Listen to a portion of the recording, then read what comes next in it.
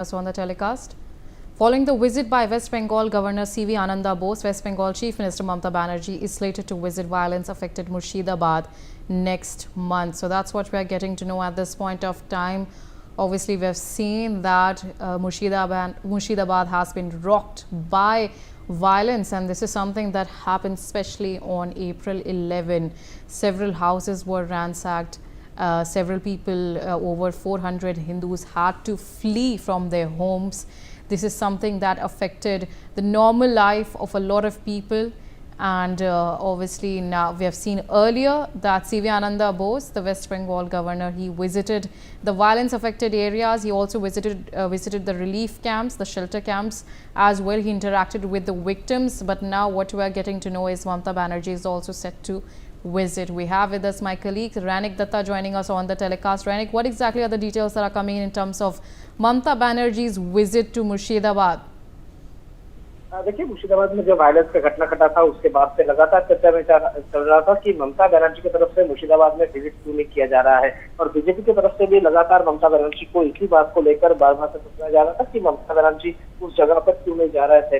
कुछ दिन पहले ही ममता बनर्जी की तरफ से कहा गया था कि मुर्शिदाबाद का सिचुएशन ठीक होने के बाद ही ममता बनर्जी मुर्शिदाबाद में विजिट करेंगे। और जैसे कि खबर मिल रहा है कि अभी मुर्शिदाबाद विजिट कर सकते हैं सीएम ममता बनर्जी, क्योंकि कुछ दिन पहले जिस तरीके से वक्फ को लेकर मुर्शिदाबाद में वायरस से घटना घटा था, उसके बाद जिस तरीके का माहौल मुर्शिदाबाद में तैयार हुआ था, उसके बाद से जो हिंदू परिवार बन छोड़े थे उनकी तरफ से भी डिमांड किया जा रहा था कि ममता बनर्जी को इस जगह पर आकर सिचुएशन देखना चाहिए। और उसके बाद ही जैसे कि सीएमओ की तरफ से कहा जा रहा है कि ममता बनर्जी की तरफ से मुर्शिदाबाद विजिट करने के बाद कहा गया है 2 दिन के अंदर ही ममता बनर्जी मुर्शिदाबाद का शमशेरगंज, धूलियान और सूती तीनों जगह पर विजिट कर सकते हैं।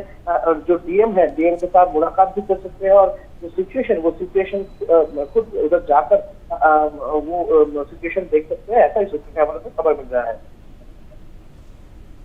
All right, Rainik, when we're talking about that, what exactly in terms of the accused who were involved in the Murshidabad, what exactly is the probe revealing so far?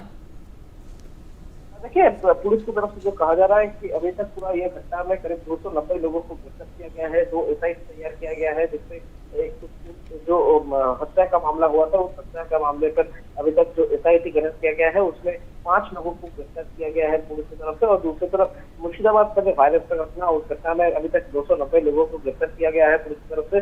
और पुलिस की तरफ से ये भी कहा जा रहा है कि फिलहाल 500 के ऊपर लोगों को आइडेंटिफाई किया गया है। पूरा वायरस के साथ जो लोग शामिल थे उन लोगों का ढूंढने का काम भी पुलिस की तरफ से फिलहाल किया जा रहा है। इसलिए डिटेक्टिव डिपार्टमेंट और उसके साथ साथ साइबर एक्सपर्ट को इन्वॉल्व किया गया है ये स्पेशल इन्वेस्टिगेशन टीम पर, और जिसका मॉनिटर डीआईजी रैंकिंग ऑफिसर की तरफ से किया जा रहा है। उसकी तरफ से फिलहाल ये पूरा मामला के ऊपर नजर रखा जा रहा है। दूसरी तरफ पूरा सिक्योरिटी पर्पज को लेकर पुलिस की तरफ से कहा जा रहा है कि law and order situation peaceful है, अभी अंडर कंट्रोल है। और police, rapid action force, special forces और उसके साथ साथ ही जो सेंट्रल फोर्सेस डिप्लॉय रखा गया है तीनों जगह पर ही। और सिचुएशन अभी जो है वो फिलहाल नॉर्मल है और जल्द से जल्द नॉर्मल सिचुएशन में वापस ले आने के लिए जो काम वो प्रशासन की तरफ से किया जा रहा है, ऐसा ही डिस्ट्रिक्ट मजिस्ट्रेट की तरफ से कहा जा रहा है।